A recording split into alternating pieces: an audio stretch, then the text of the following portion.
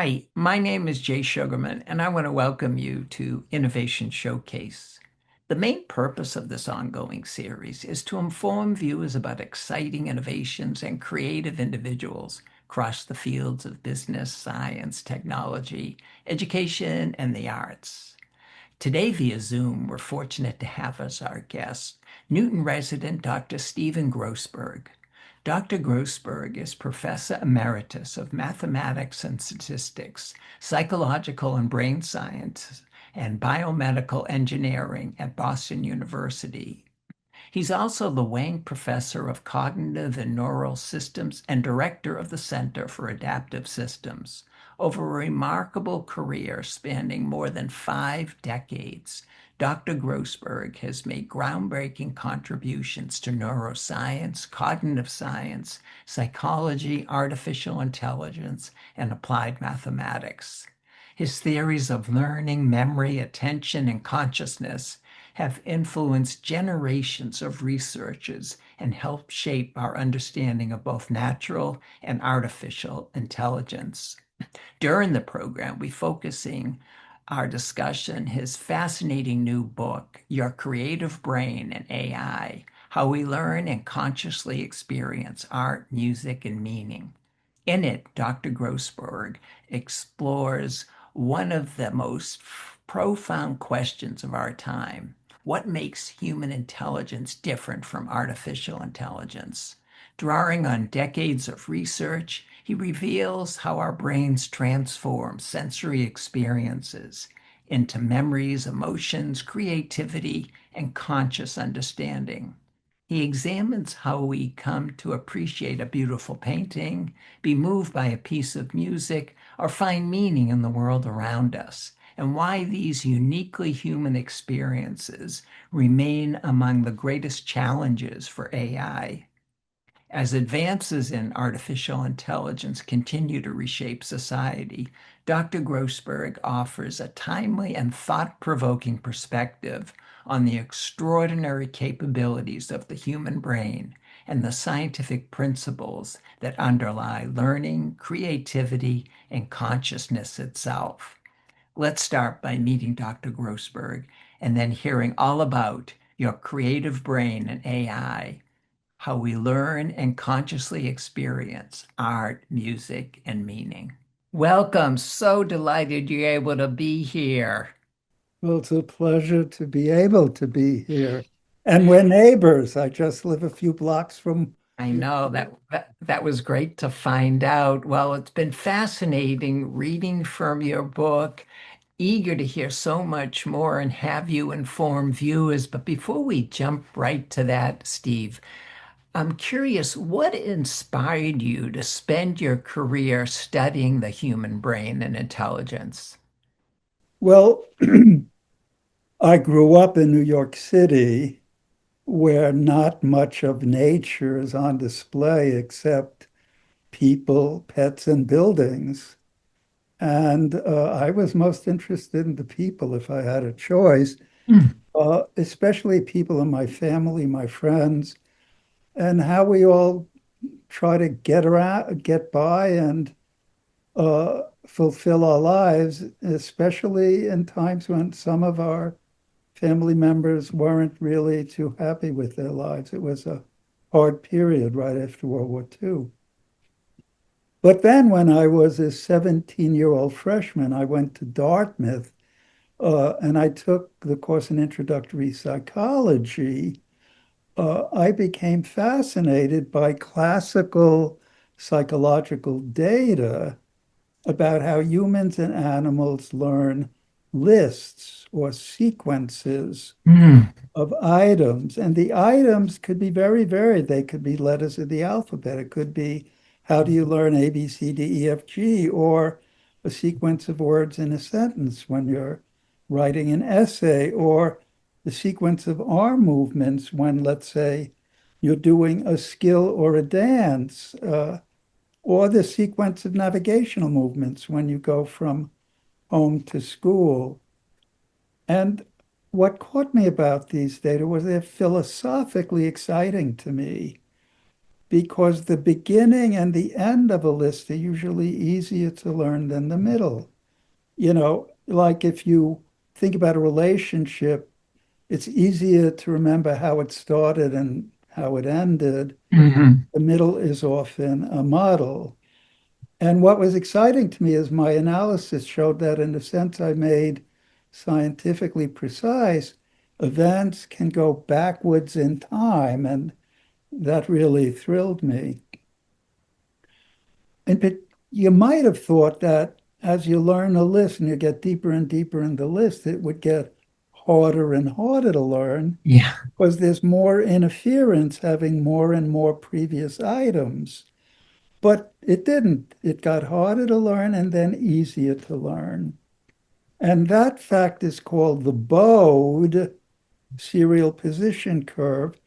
And when I took introductory psychology, it was one of the main mysteries about how Mm. speech and language work. And as I say, I found it philosophically exciting. And um, in brief, studying these verbal learning data led me to discover the paradigm using neural networks, now which we often identify with artificial intelligence, to model how our brains make our minds, um, including the main equations that are still used to do so.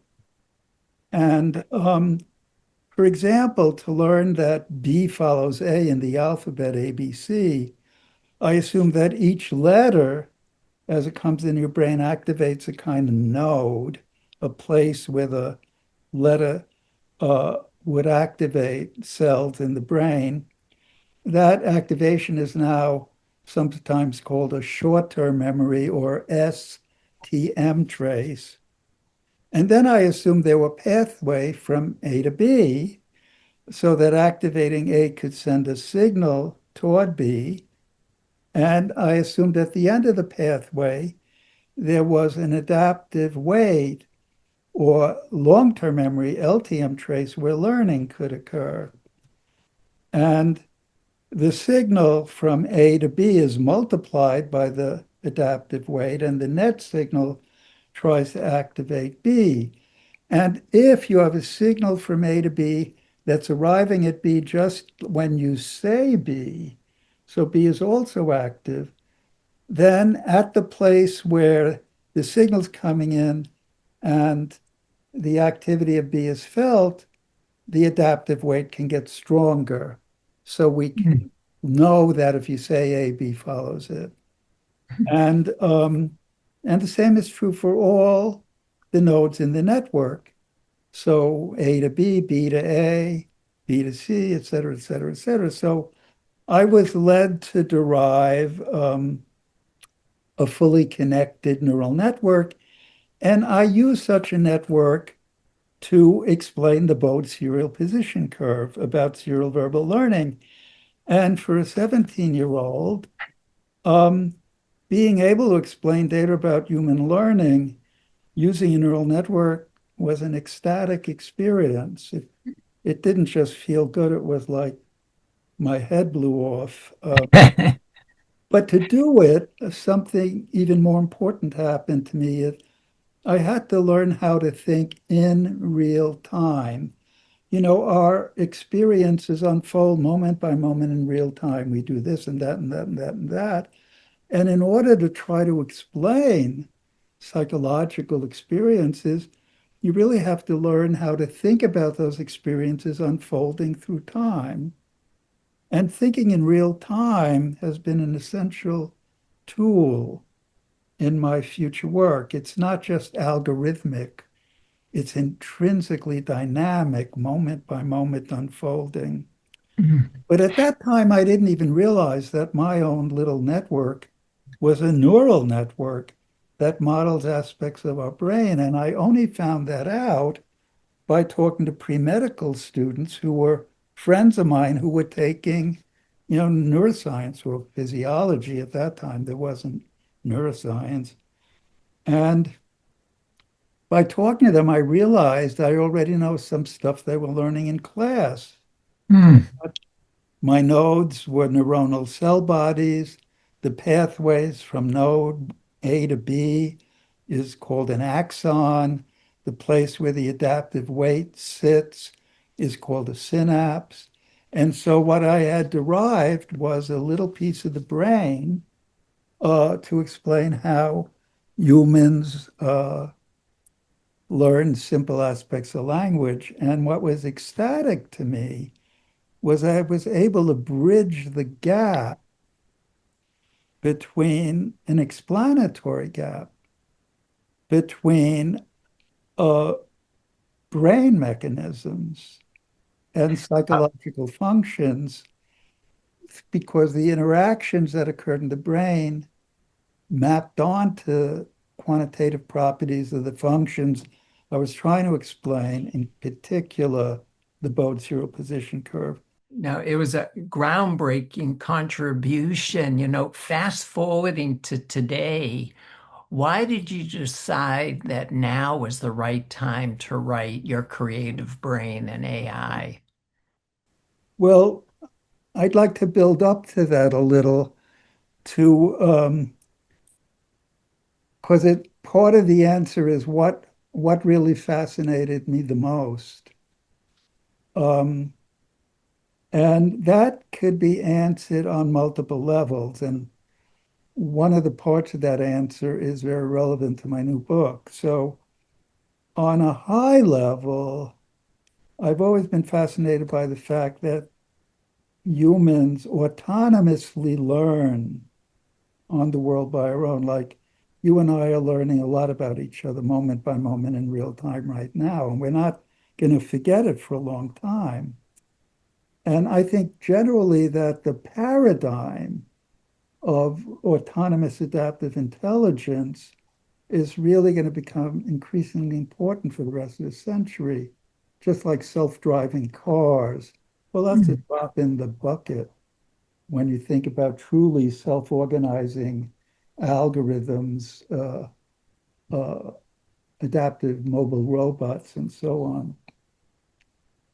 But an astonishing property of autonomy, which is relevant to the book that I have to say a little about first, and I always wanted to understand is how, where in our brains, and why, from an evolutionary perspective, we're conscious.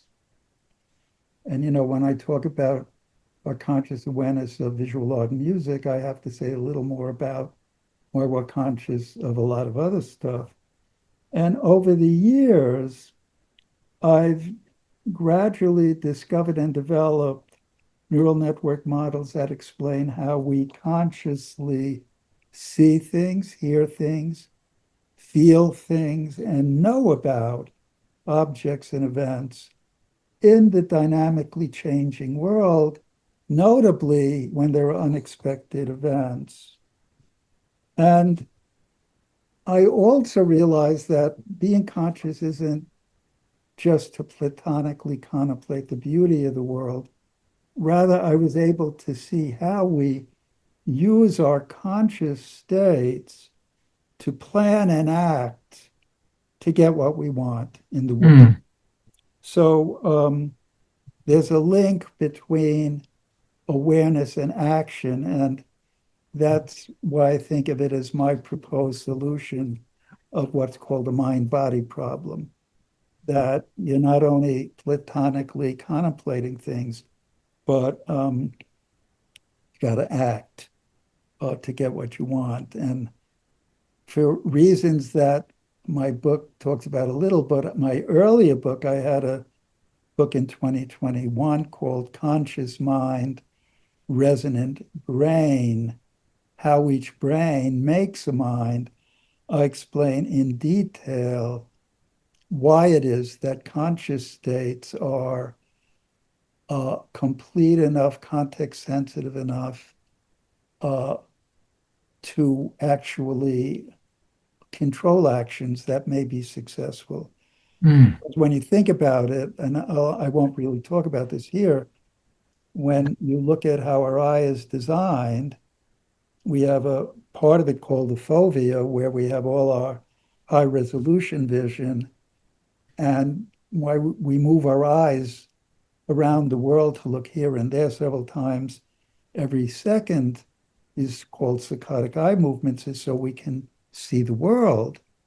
And in addition to the fovea, there is the place where all of the light sensitive receptors on the retina send signals to the brain. We collect all the axons that are going to go up into the brain. And the place where they're collected is called a blind spot. And the blind spot is as big as the fovea, and it's called a blind spot because we're blind there. Mm. You're not noticing because of what's going on upstairs. We're reconstructing and completing a conscious representation of the world. But if you go to the eye doctor and he shines a little flashlight on your eye and jiggles it, you'll see a blind spot. You'll also see Huh. veins that cover places where you don't have any receptors. Fascinating. And so I was fascinated to try to understand how we complete the representation. And by explaining how that happens, you can explain how the completed conscious representations can effectively Mm. control action. But now with that, I can try to say a little about your question, which was, why did I decide to write this particular book now? Um, uh, Given that I started working 69 years ago. Wow. And so since 1957, I've published almost 600 archival articles about really all the main brain processes that are needed to make our conscious minds in healthy individuals Mhm. and clinical patients. Um, and much of the research was done at Boston University with at least 100 really gifted PhD students and postdocs to whom I'm eternally grateful. And I needed all of these discoveries to explain how humans create visual art and like paintings and sculptures Mhm. and musical lyrics and melodies at variable rhythms and beats and languages that we learn from our parents moment by moment in real time Mm. while we're experiencing percepts of the world and the feelings we have about them. So here I want to quote from the beginning of chapter 4 to make very clear what I mean by this. Chapter 4 is called Language and Meaning, How Children Learn to Understand Language Meanings. And I write multiple types of self-organizing, that is, say, autonomous brain processes are involved in learning language meanings, including many processes that are also needed to understand art and music. And let me just say what some of them are. These brain processes control conscious visual and auditory perception. So, how do we see and how do we hear and how do we do it consciously? Mhm. Each thing that took decades to develop. Then there's joint attention. Joint attention means how do you know where mommy is looking or pointing so you can look at what she's paying attention to and you can learn from her. If you don't have joint attention, you can't learn from a teacher. Mm. For example, certain people with autism don't have joint attention, and it's you have to help them to focus attention, and then they can learn much better. And then there's object learning and conscious recognition. Well, what is object learning? Like I've already learned a frontal view of your face, Jay. But if we were chatting in a room, I'd see you from this angle, that angle, from near, from far, in this position, that position. I could recognize you from any perspective. Well, that's the global pattern recognition problem, and kids solve it moment Mm. by moment in real time. And I've solved it with my colleagues. And when you can have object learning, you can talk about conscious recognition of the object that you're paying attention to. Then there's cognitive working memory. So, like learning, let's say, a short list of items A, B, C, A, B, D, C, and A, B, C, A, B, D, C. I could repeat it back to you. So it was in working memory. But if I heard you say it to me, and then you say, hey, look over there, Steve, you distract me and you'd reset my working memory and it would be gone. So Hmm. working memory is what happens before you actually learn uh, things like words, sentences, phrases, poems. Then there's cognitive planning. I planned to have this Zoom with you today, and here I am. You have to organize a sequence of intended actions and execute them. Emotion, how you're feeling about things. Emotion isn't just there to feel, it's there to guide your behavior. And that's why we have cognitive emotional interactions. Mm. Our feelings interact with our thoughts to try to select thoughts that are appropriate in a given situation so we can make an appropriate action. And volition, I could be ready now to touch the screen with my right hand, left hand, or even my nose, but then volition chooses my left hand. Mm. That's done in the basal ganglia, which gates everything in our brain, perception, cognition, emotion, and action. And when volition fails in the basal ganglia, you get Parkinson's disease. Mm.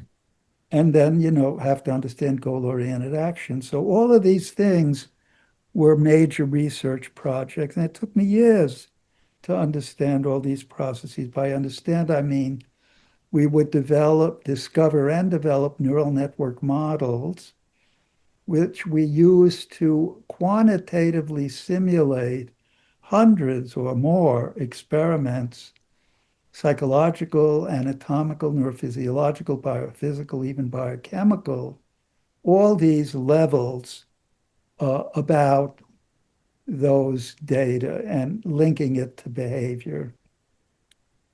And that took me a long time before I could have a model for language learning and meaning. And I call that model, which is one of the chapters in the book, the chat SOME model, SOME, an acronym for self-organized meaning, because we're talking about autonomy and meaning, to contrast it with the popular AI model called ChatGPT Mm. that OpenAI has made a $500 million or more dollars on, which has serious and can be damaging computational problems I'll discuss later. So maybe we should go on to the next question. Well, the title of the book highlights creativity. What happens inside our brains when we have a genuinely original idea? And, every question you're asking me has multiple answers, and I'll focus on one.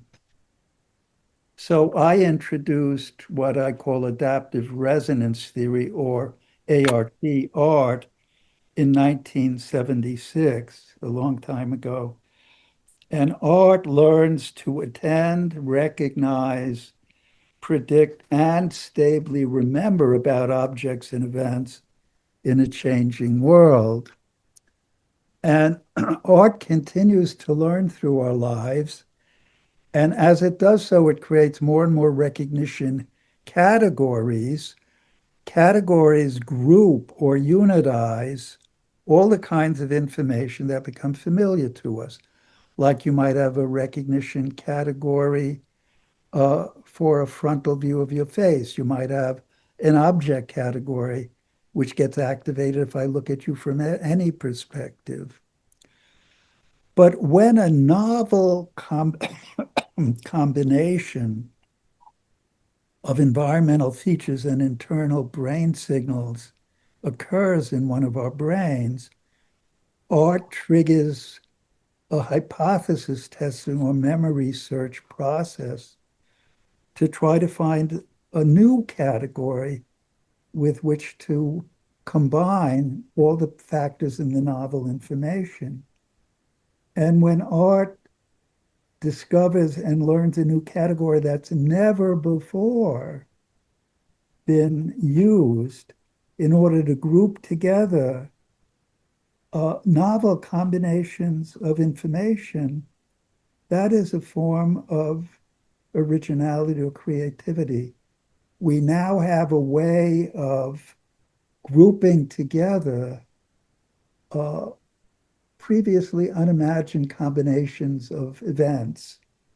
And yeah, um, so that's category learning is the germ of original ideas. And because we can continue learning throughout life without catastrophic forgetting, we can develop a sense of self over the years that incrementally has at our disposal an ever greater repertoire of information whereby we can reorganize what we know in volitionally controlled ways or sometimes spontaneously emerging ways, which is a much higher level of creativity.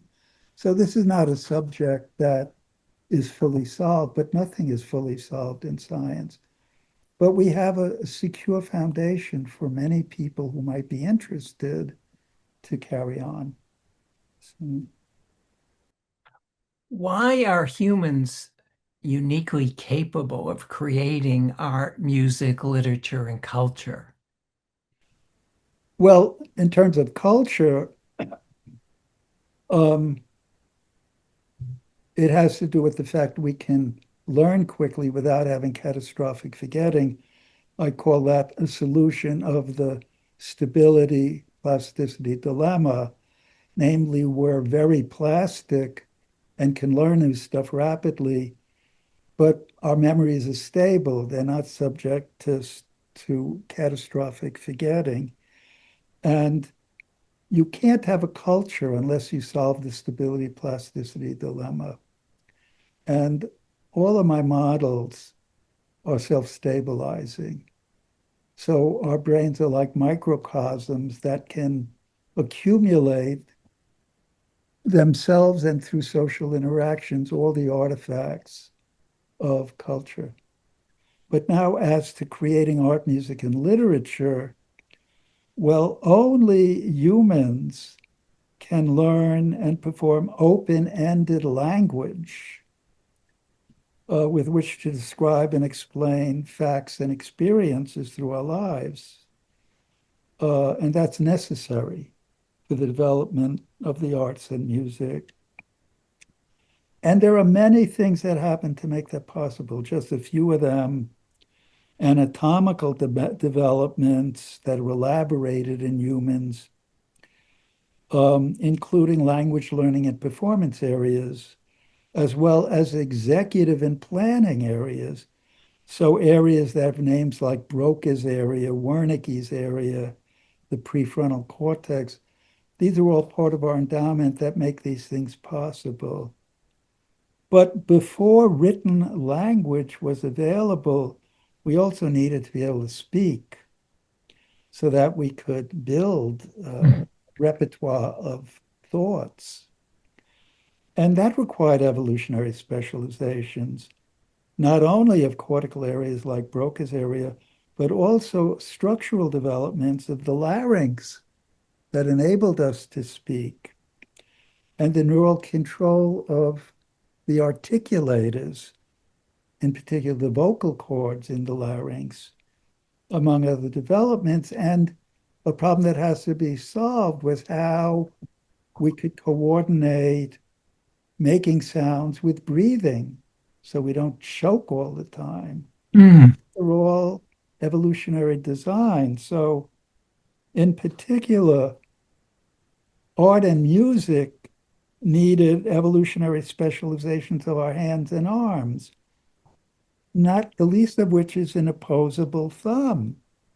So you can grasp a wide range of objects and use tools like paintbrushes, um, and turning the pages on musical scores, or, all the things we did to build cities, civilizations, all our science, became possible, I'd say, due to things like opposable thumbs. Hmm. Hmm. Um, for example, in 1993, I published an article with my PhD student, Frank Gunther, and my colleague, Dan Bullock. And let me just read you the title: A Self-Organizing Neural Model of Motor Equivalent Reaching and Tool Use by a Multi-Joint Arm. So, so how we use the tool was a major explanatory uh, step in our work. And it, as I said, is necessary to hold a paintbrush or just, Hmm. just do all the things involved, like being able to move your music around, whatever. Um, Remember that a tool like my pen is an extra joint on my arm. And when I use it and under visual guidance, like I want to touch there, I just did it. I don't measure the length of this. I don't measure the angle of it. So we explain how you do that. That's called motor equivalent reaching. Mm. Many ways you could reach. I could have made the reach within my reaching region with the tool, even if I clamp my joint. I'd spontaneously find another trajectory just so long Hmm. as it was reachable. And I go over that in my 2021 magnum opus, Conscious Mind, Resonant Brain, How Each Brain Makes a Mind. So my new book about music, art, and meaning is a sequel, a self-contained sequel. But in my 2021 book, I also pointed out there's what I think is a lovely mechanistic homologue between brain designs for reaching and for speaking. So, for example, Frank Gunther, who worked with us on his PhD thesis on reaching, then started becoming an expert in speech production. Mm. And how did he do that? Well, he used a variation of the same model, you know, the Veit model. And why is that? It's because speech articulators use much of the same mouth and tongue apparatus as we use for eating. And coordinating reaching for food and eating it came before speaking, and speaking specialized this Hmm. kind of apparatus. So You anyway, know, that's what happens inside our brains when we um, look at a painting that maybe moves us emotionally? well, again, so many things, but let me just point to a few.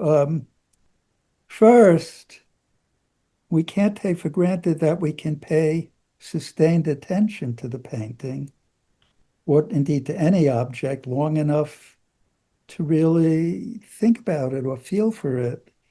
And and my book clarifies, I just said how children uh, learn joint attention, but it's really sustained joint attention. So mommy can say, look at the painting, sweetie, isn't it beautiful? And you can both stare at the painting together for a long time. Uh, we also need to ask, how do we know where and how to navigate to find the painting of the museum? And so then you have to discuss navigation. Um, And a painting that moves us can move us for so many reasons. It moves us emotionally.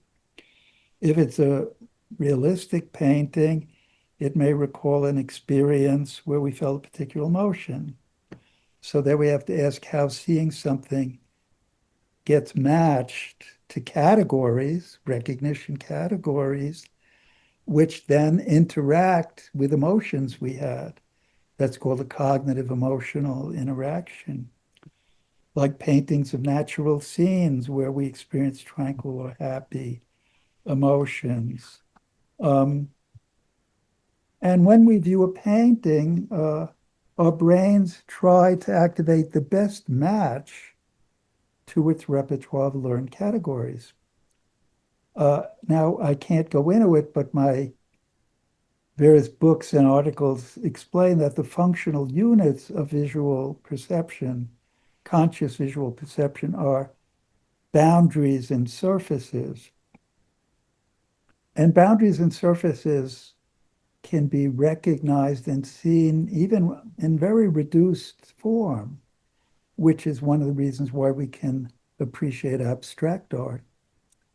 Uh, and any learned visual category that is similar enough to stored combinations of boundaries and surfaces can be activated when we look at a painting, for example.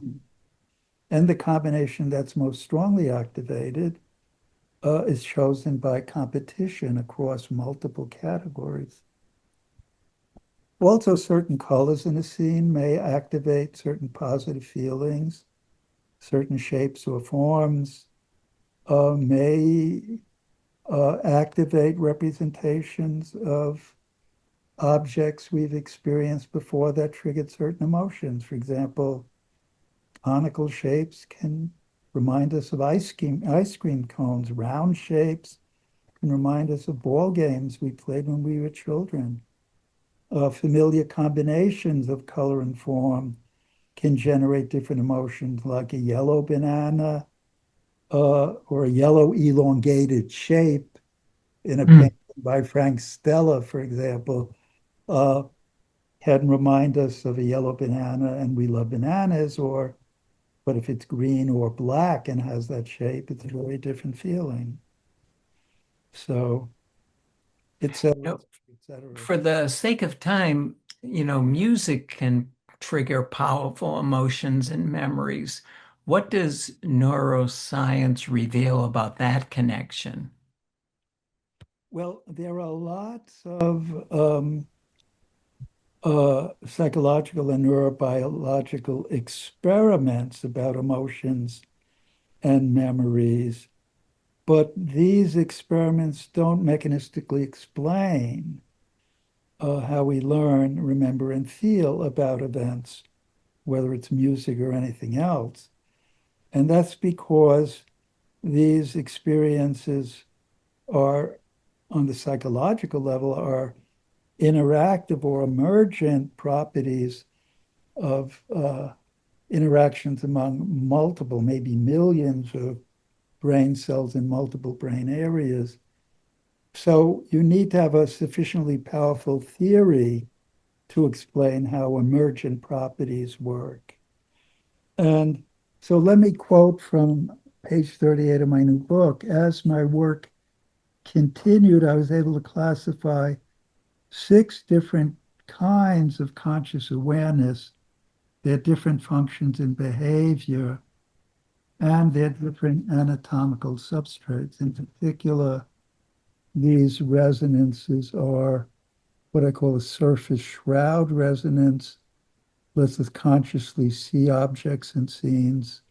Feature category resonances, let us consciously recognize visual objects and scenes. So seeing and recognizing occur in different parts of our brains.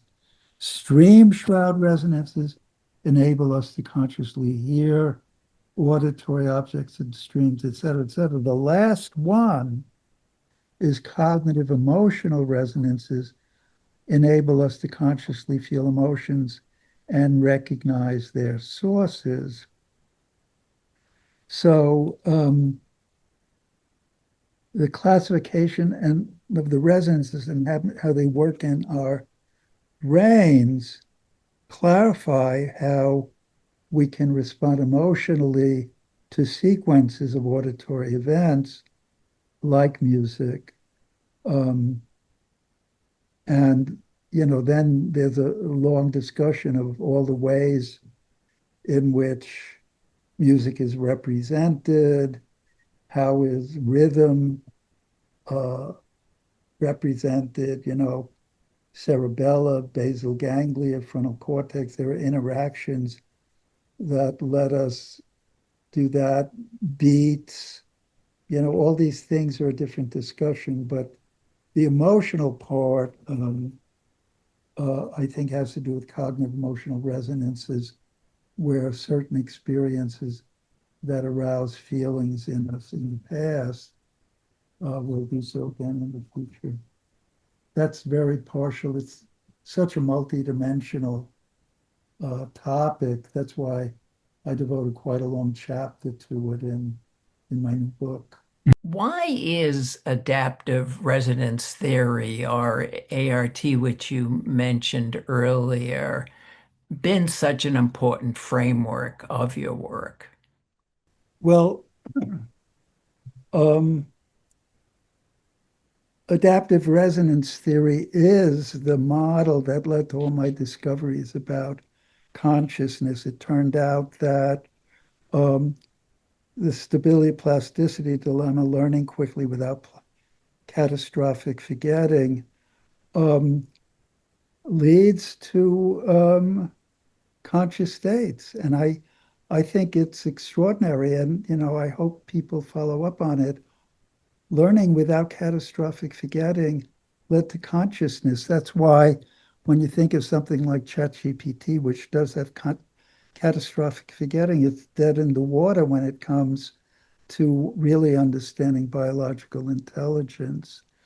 Um, so, all before I even understood anything about consciousness, I'd worked on making it into the most advanced cognitive and neural theory of how our brains learn to attend, recognize, and predict objects and events in a changing world. And all the foundational hypotheses of art have been supported by subsequent psychological neurobiological experiments. Art's explained hundreds of additional experiments. And there's something more fundamental that makes me feel that art is here to stay. Mhm. Nothing in science has ever truly finished. And that is in 1980, 1980. I published an off-cited article in Psychological Review, which then and now is the leading psychology journal, in which I derived art from a thought experiment. And you may know that Einstein derived special and general relativity from thought experiments. Thought experiments Hmm. are simple stories that logically follow when you take a few hypotheses about the world, acting as constraints on evolution. And my thought experiment asked how any system can autonomously, autonomy again, learn to correct predictive errors in a changing world filled with unexpected events. And the hypotheses on which my thought experiment are based on a few simple facts in the world. They don't say anything about mind or brain. And that means that art is a universal class of solutions to the problem of autonomous error correction. Mm. And Mm. why art has homologs throughout phylogeny, not even in the brain. Um, Moreover, just another one of what I call the gift that keeps on giving. Uh, Processes like art, when they became imbalanced in various ways, led me to be able to explain behavioral symptoms of mental disorders like Alzheimer's disease, autism, medial temporal amnesia, and so on, schizophrenia. So So my kind of AI has led to deep insights about the human condition, consciousness, the difference between uh, normal or normative behavior and mental disorders and so on and so forth. And deep learning and ChatGPT have none of that. Building on that, we hear constantly about AI becoming smarter. In your view, what are the biggest differences between human intelligence and today's AI systems? Well, I'd like to say there are two parallel streams of AI. And I found that one of them when I was a 17-year-old taking introductory psychology in 57. And that's why some people call me the father of AI. And, you know, our work has, well, I have a list here of things we've modeled, uh, large psychological neurobiological database about vision and visual object recognition, audition, speech and language, infant and child development, attentive learning and memory, cognitive information processing and social cognition, reinforcement learning and motivation, et cetera, et cetera, et cetera, et cetera. Uh, Now, the second stream of AI was founded by people like Shinichi Amari, David Parker, and especially Paul Werbos in the 60s and 70s when they developed backpropagation. Paul brought it to its mature form. Uh, Now it's called deep learning, Mm. basically backprop on steroids. And then 12 years later, uh, Rummel Hart Hinton and Williams started marketing it and trying to seize priority for it. In a similar way that companies like OpenAI dishonestly but relentlessly market deep learning in ChatGPT that had serious foundational problems, like deep learning is untrustworthy because it's not explainable. Mhm. So if you try to use well, for example, lawyers try to use things like this in court, and the cases were thrown out of court. It's unreliable because it can experience catastrophic forgetting. ChatGPT literally doesn't know what it's talking about because it's created by just heaping together all of the linguistic fragments that they could steal from the internet, phrases, sentences, articles, books, etc. It has no values, no goals, no meaning. So that both deep learning and ChatGPT have caused lots of problems for unsuspecting users, including the lawyers who try to use ChatGPT in court, and it just made up cases that didn't exist. How do you envision humans and AI working together in the future rather than more or less competing with one another? Well, um, if you're talking about the kind of AI that I and hundreds of other scientists around the world have and are developing, it's trying to model human and mammalian intelligence. And so our designs are machine compatible, and like with uh, robots, it'll be easier to design adaptive mobile robots that can interact with human Mm. brain machine interfaces whose controllers are designed in a way that a human brain can easily interpret. Um, but that'll take a generation or two at least, and that's only if you can break through the marketing. Mm. People like the OpenAI folks and others who are trying to, make a quick buck. I'm not optimistic. Mm. Mm. If you was take away just one message from your creative brain and AI, What do you hope it'll be? Be humble. Mm. Nature's a miracle that we should all cherish and nourish. Um, yeah, it's not specific. It's sort of a, I mean, I always felt that working in science was a spiritual quest. I, my father died when I was one, so I was aware of mortality much younger than I could have been. And I always wanted to sort of briefly touch the beauty and harmony of God's creation, to be a little romantic about it before I'm out of here. I never realized I have at least 69 years uh, of exciting work to do. Mm. But yeah, I think it's important if you're lucky. Not most people aren't that lucky. You hope to get a job that'll enable you to support your family and stay healthy, and if you have a good family life, you've won the ball game. But um, for people who have more opportunity, I would say try to find what you're passionate about, because anything really worth discovering, it's certainly in science, is going to take a lot of work, a long time. And if you don't passionately want to know the answer, why bother? Mm. I've always passionately wanted to know the answer. And whenever I get to a plateau of understanding, I see something else. I want to understand that too. I'm a glutton. I'm sorry.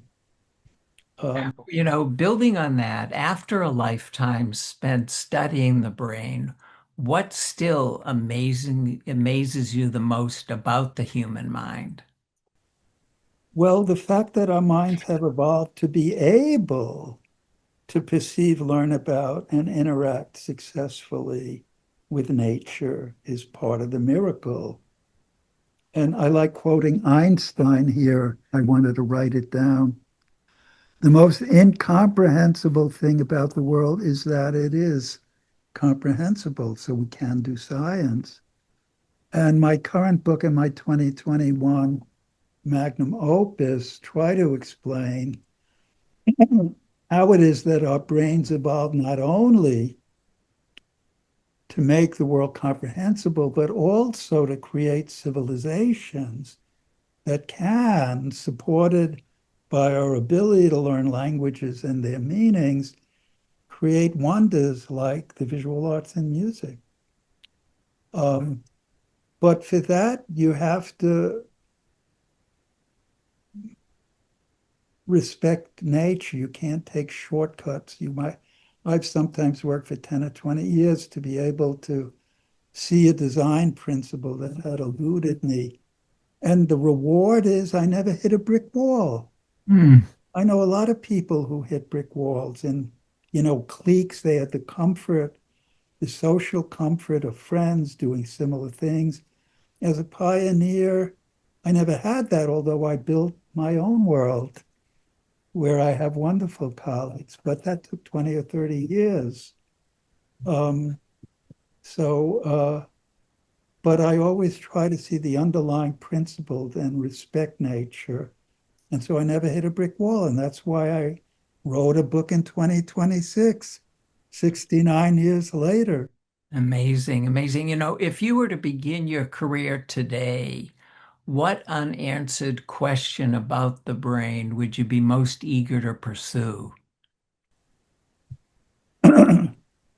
That's a question that has so many geopolitical and financial uh,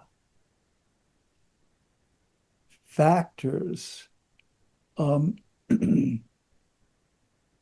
we're in a country now that is trying to take away all the science funding, trying to corrupt the arts.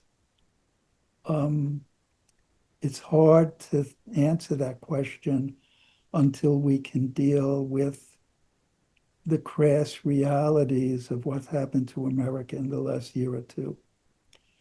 Let's hope that if you ask me that question in a couple of years and I'm still here, I can give you a much more optimistic answer. I appreciate that commentary. Looking ahead, and we'll see if possibly you could offer an opinion about this, say 20 or 30 years, what discoveries about the brain do you think could most dramatically change our understanding of ourselves and the intelligence systems we build? Well, there's either a very long answer or a very short answer. Uh, I think autonomous learning, autonomous adaptive intelligence is, a central theme in everything that may endure. Um, we need increasing autonomy to deal with an increasingly complex world, to be able to adaptively discover solutions that may be appropriate now, which weren't appropriate 10 years ago, stuff like that. Hmm. Um, really important predictive agents, and adaptive resonance theory provides one tool for that, one of many. Um, I'm not sure that I gave you a good answer. That it's so philosophical in a way. Um, and my main answer is usually I couldn't predict the present. Don't presume to predict the future. Just in closing, I'm wondering if there's some perhaps common misconception about the brain that you'd like the public to maybe stop believing. That we don't know anything about it. Hmm. I hear that all over. And if I hear it in my presence, it's like saying I don't exist. The hundreds of people who've worked with me and done wonderfully productive things, who are now senior scientists in multiple companies and universities, don't exist. We don't know everything about anything in the world, but we know a huge amount about how our brains work. If you just go to my webpage at Boston University, search Stephen Grossberg, Boston University, SITES, sites.bu.edu/Steve G, STEVEG, sites.bu.edu/Steve G. Look at everything on that webpage and tell me we don't know anything about the brain.